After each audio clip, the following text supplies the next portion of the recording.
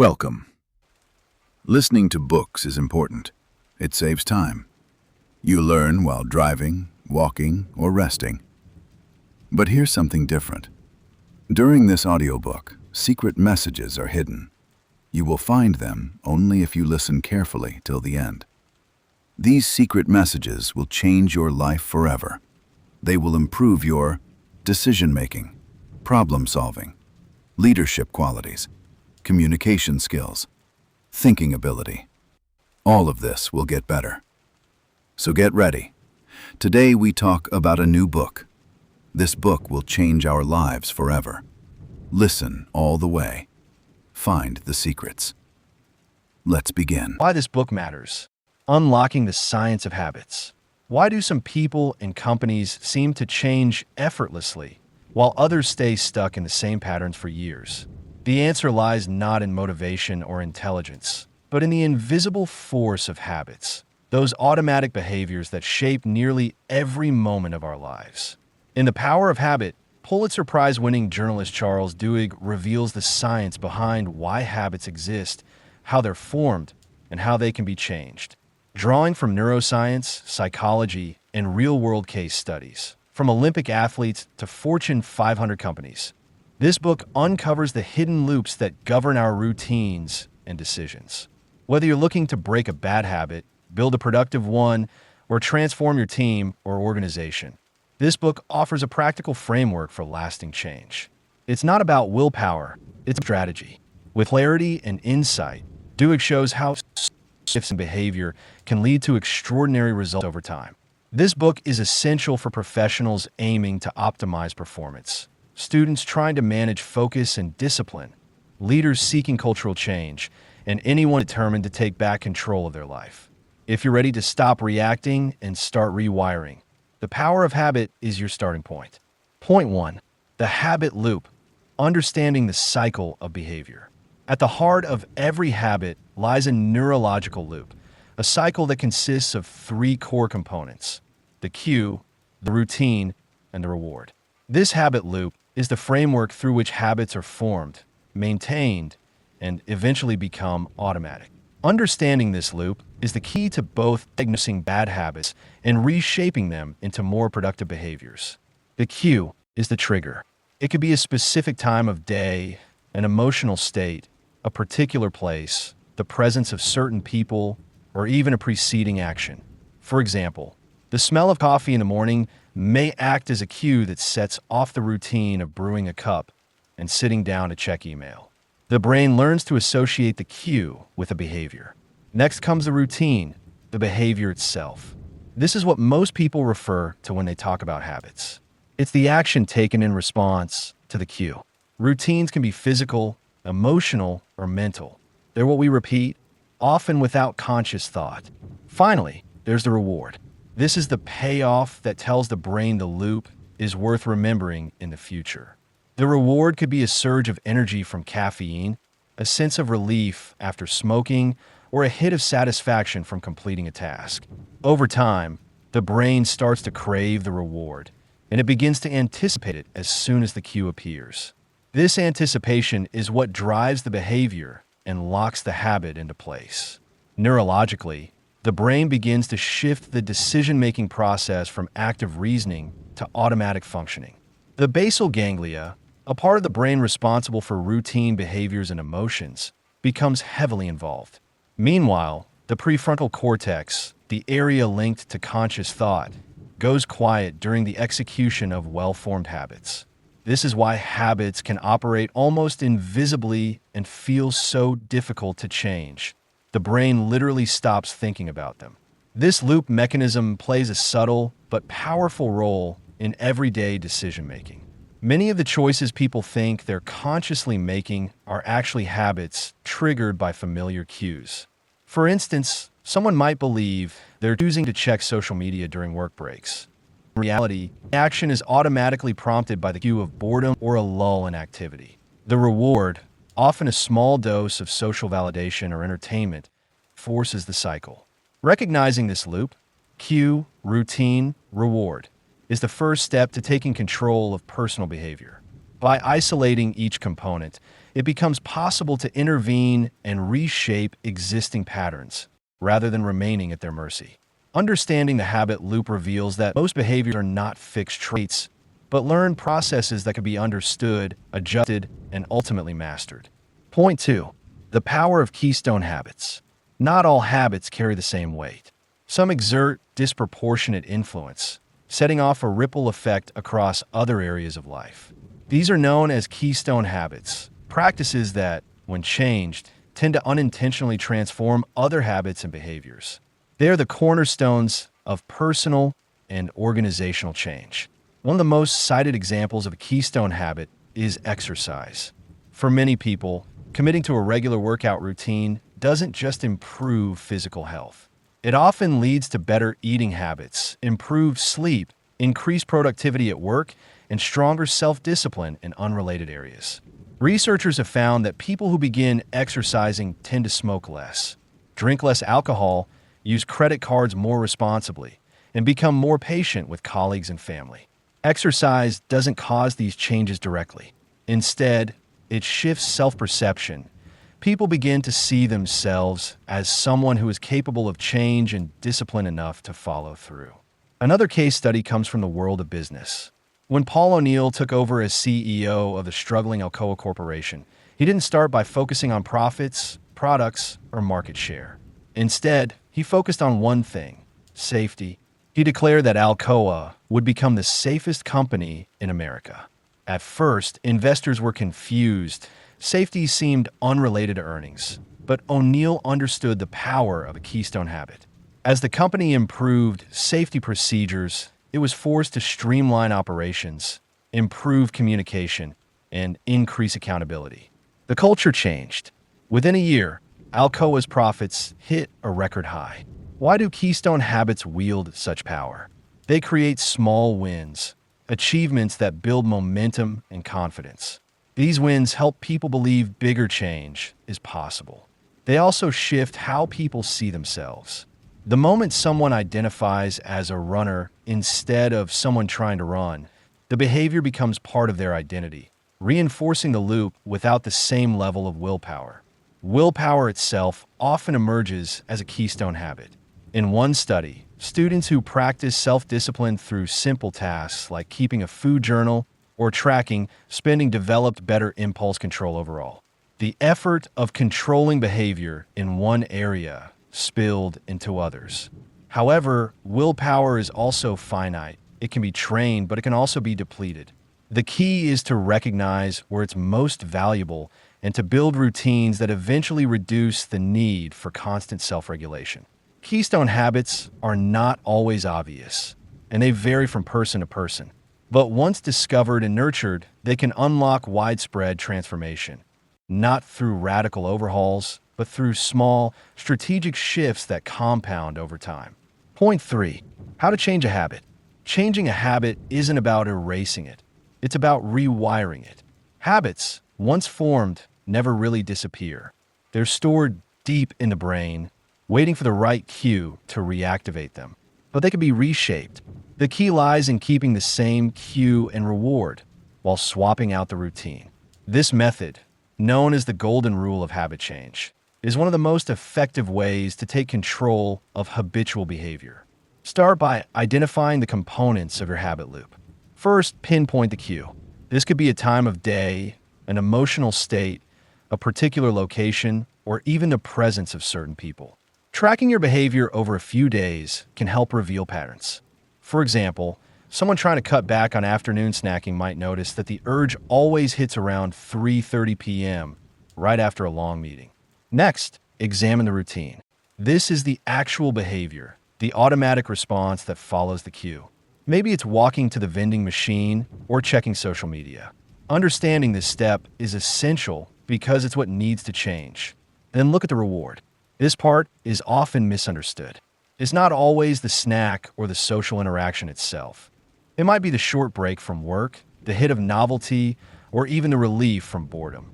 Experimenting with different activities after the cue can help clarify what the brain is actually craving.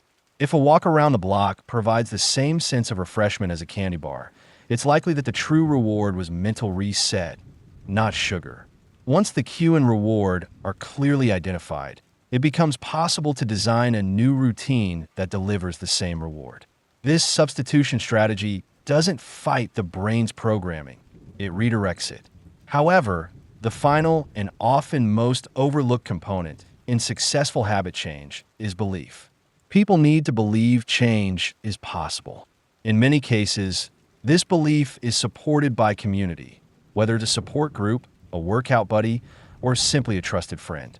That's why programs like Alcoholics Anonymous are structured around shared stories and group accountability. Belief makes the new behavior sustainable, especially during moments of stress or setback. Changing a habit is a process of awareness, experimentation, and consistency. It doesn't happen overnight, but it does become easier with each successful replacement. With the right framework and belief in the possibility of change, even the most stubborn habits can be reshaped into something better. Point 4. The neuroscience behind habits. Habits are not just behavioral patterns. They're rooted in the structure and activity of the brain. At the center of this process is a region known as the basal ganglia, a cluster of neurons buried deep within the brain's hemispheres. While the basal ganglia is involved in a range of functions, from motor control to emotional regulation, it plays a particularly vital role in storing and executing habits. When a new behavior is learned, brain activity is intense and widespread. The prefrontal cortex, responsible for decision-making and conscious thought, is heavily engaged. But as that behavior becomes routine, something shifts. The activity in the brain becomes more concentrated in the basal ganglia. The behavior transitions from a deliberate action to an automatic response. This neurological shift is what makes habits so efficient. The brain no longer has to expend as much energy to perform a task. Researchers have studied this shift through experiments with rats navigating mazes. At first, brain activity spikes as the rats try to figure out how to find the reward. But after repeated trials, once the path becomes familiar, activity decreases sharply, except for a burst at the beginning and end of the task. These bursts correspond to the cue and reward. The routine in the middle is performed almost unconsciously, evidence of the habit loop being encoded in the basal ganglia. This automation is a double-edged sword. On one hand, it frees up cognitive resources. On the other, it makes ingrained habits difficult to change, even when they're harmful. That's where the concept of neuroplasticity comes in.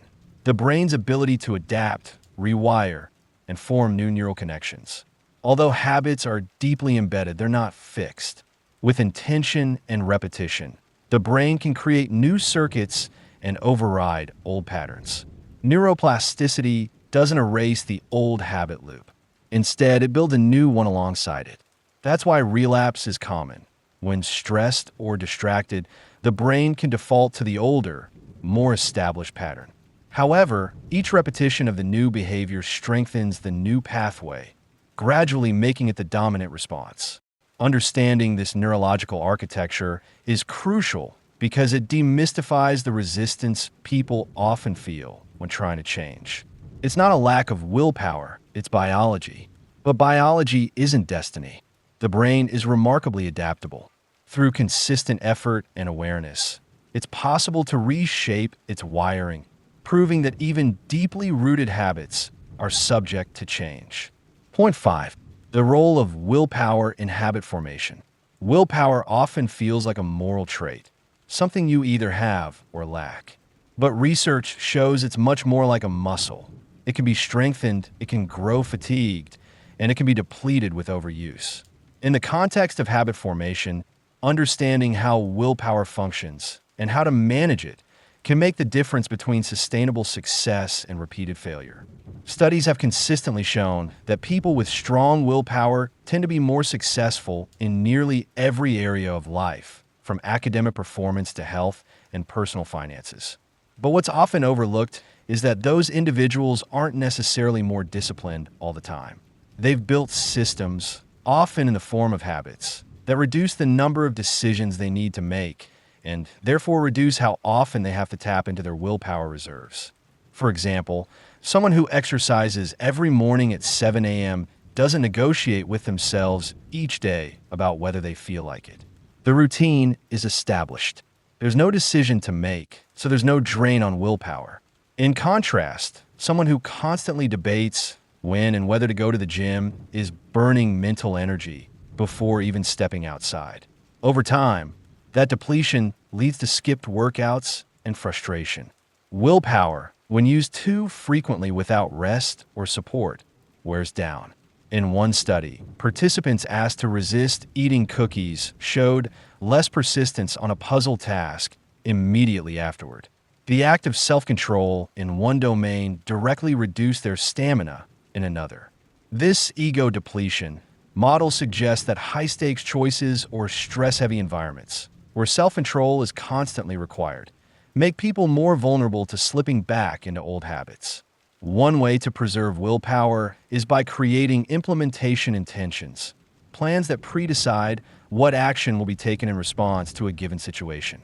For instance, instead of vaguely intending to eat healthier, a person might commit, "If I'm offered dessert at lunch, I'll order tea instead."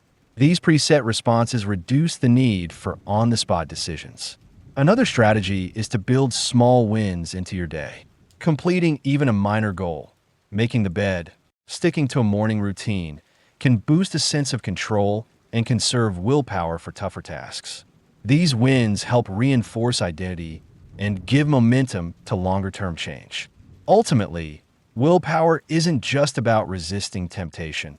It's about designing a life where temptation appears less often.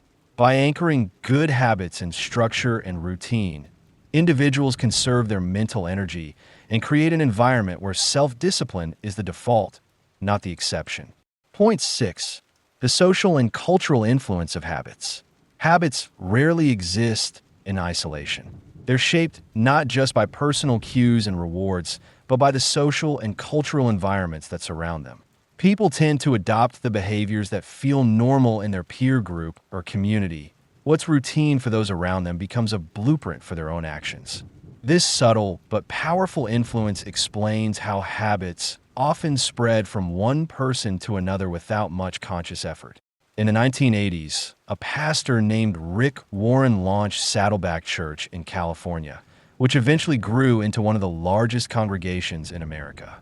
One key to its growth wasn't fiery sermons or flashy programs.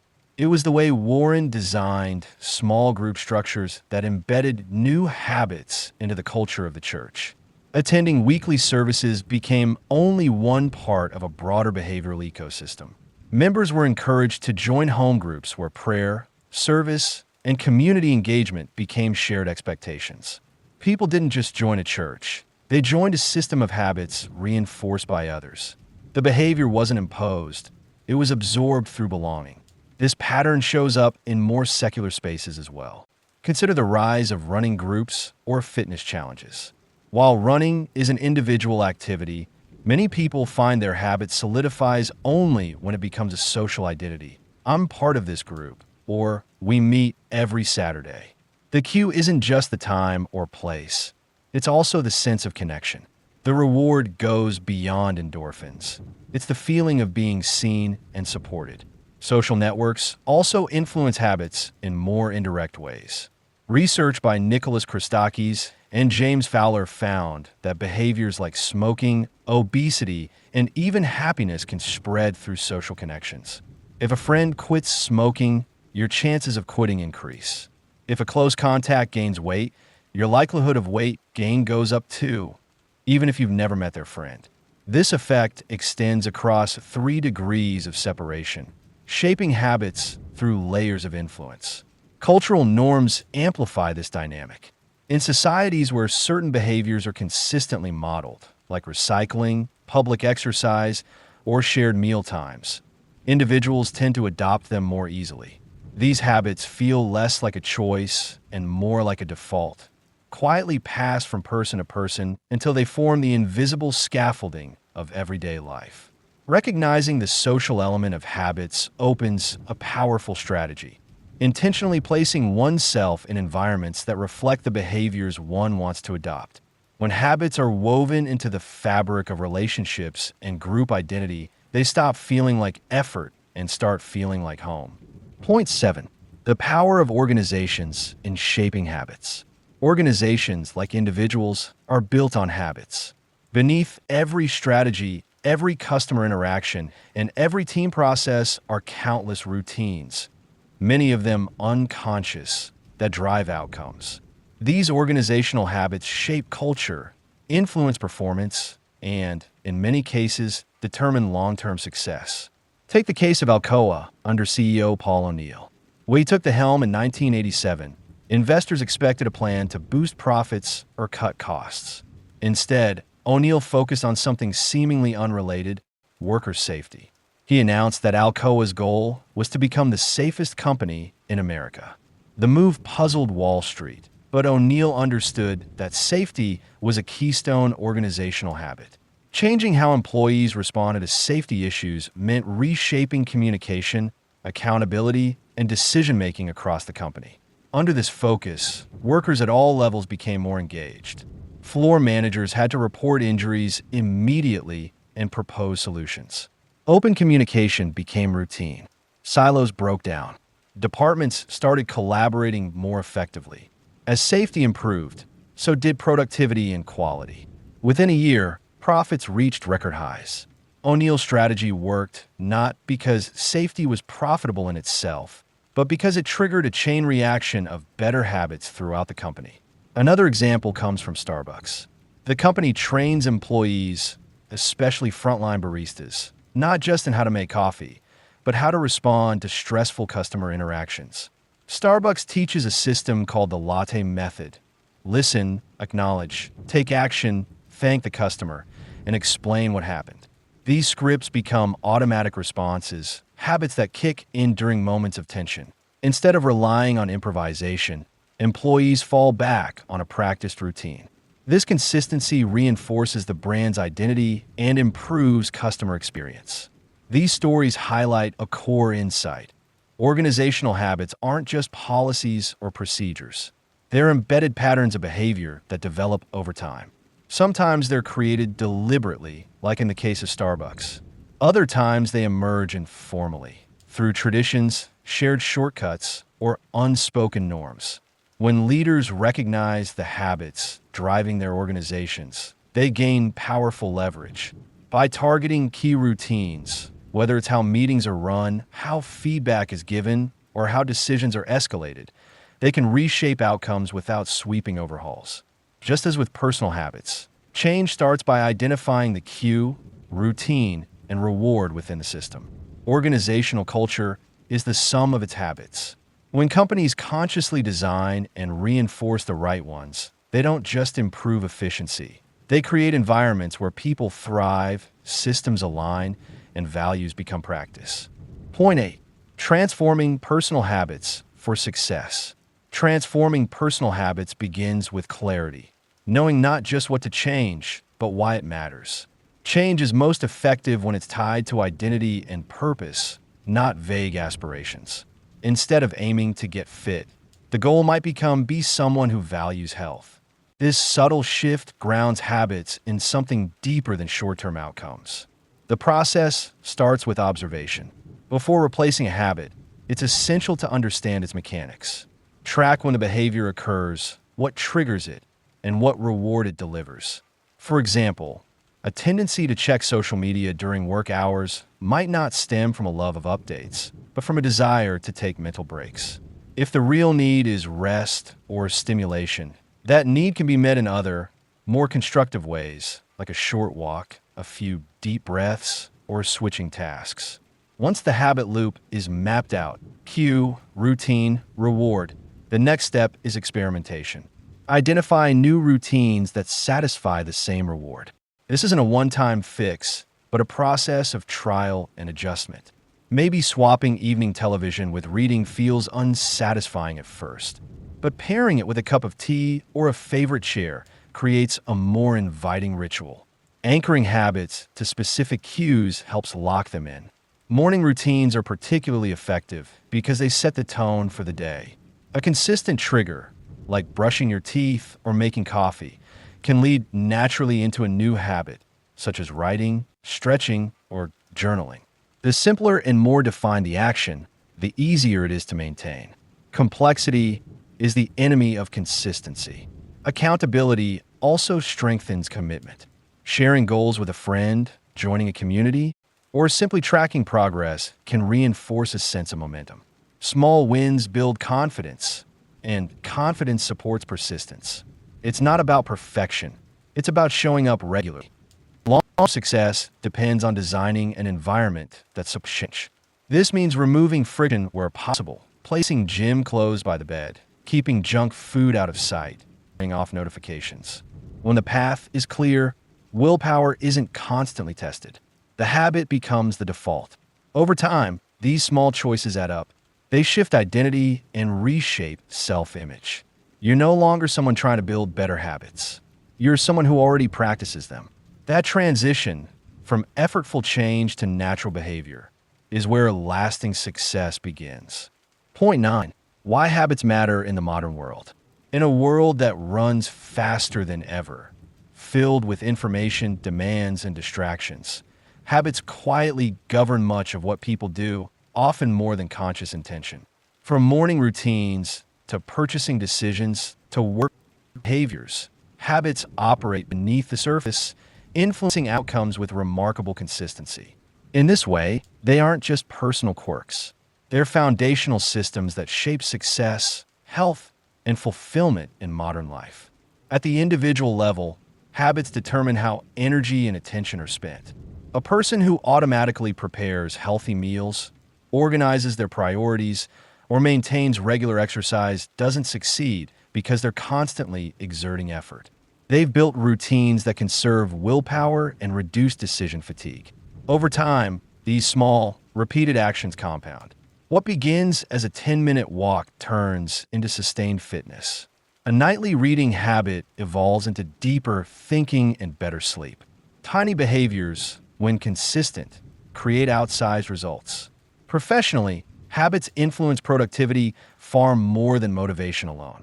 Successful people often structure their environments to remove friction and automate key behaviors. Checking the calendar first thing in the morning, writing before answering emails, scheduling deep work time away from distractions. These routines, once established, allow for consistent output even during moments of low energy or stress. In this sense, habits become a form of insurance against the unpredictability of mood and circumstance. Organizations operate the same way. Culture is often nothing more than a collection of shared habits. How meetings start, how decisions are escalated, how feedback is given. When companies cultivate habits of transparency, focus, and collaboration, those traits permeate the organization without needing to be enforced constantly. Toxic habits, like blame shifting or avoidance, encode performance from the inside. In broader society, habits shape behavior on a massive scale. Public health campaigns that encourage hand washing, recycling, or seatbelt use succeed not just by informing people, but by embedding new norms into daily life. The power of habit lies not in force, but in subtle repetition and social reinforcement. The modern world presents an overwhelming number of choices each day. Habits offer a way to simplify, stabilize, and steer through complexity. They free up mental space for creativity, empathy, and big-picture thinking. When chosen deliberately and aligned with long-term values, habits don't just make life easier, they make it better. Through small, repeated actions, individuals and institutions alike can generate momentum toward meaningful change. That's why habits aren't just useful, they're essential. Point 10. Conclusion. Habits are the invisible architecture of everyday life. They shape how time is spent, how goals are pursued, and how challenges are met. As explored throughout this book, habits operate in loops, cue, routine, reward, and they live not just in behavior, but in belief, identity, and environment.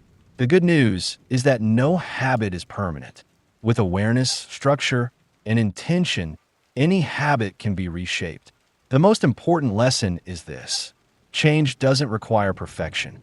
It requires consistency and understanding. You don't need to overhaul your life overnight. Start with one pattern, one loop. Identify a cue. Experiment with routines.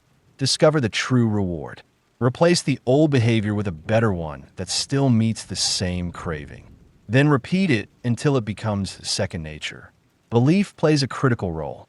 People are far more likely to sustain change when they believe it's possible, and when that belief is reinforced by others. Whether through formal groups, close friends, or simply shared goals, community strengthens resolve.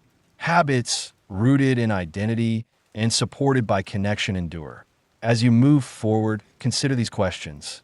What is one habit that no longer serves you? What reward are you truly seeking when it shows up? What small, positive routine could meet the same need? Who in your life can support this shift? What environment will make it easier, not harder, to sustain? Lasting change often begins invisibly. A few quiet choices repeated each day. A shift in how mornings begin. A new way to pause under pressure. These small steps compound. Over time, they don't just change what you do, they change how you see yourself. Mastering habits isn't about willpower alone. It's about building systems that work even when motivation fades.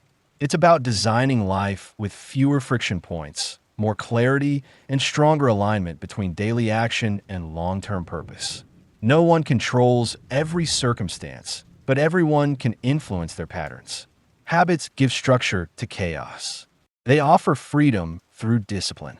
And once understood, they become a powerful tool, not just for productivity, but for transformation. The patterns you choose today become the life you live tomorrow. You made it to the end. Great job. Did you find the secret messages hidden inside? If you listened carefully, your life is already changing. Your decision-making is getting better. Your problem-solving is stronger. Your leadership and communication are improving. Your thinking ability is growing every day. Now do these 3 things. 1. Subscribe so you don't miss more secret messages. 2. Like this video. Help others find it too. 3. Share. Send this to one person you love. That person can change their life as well. Keep listening. Keep finding secrets. See you next time. Bye for now.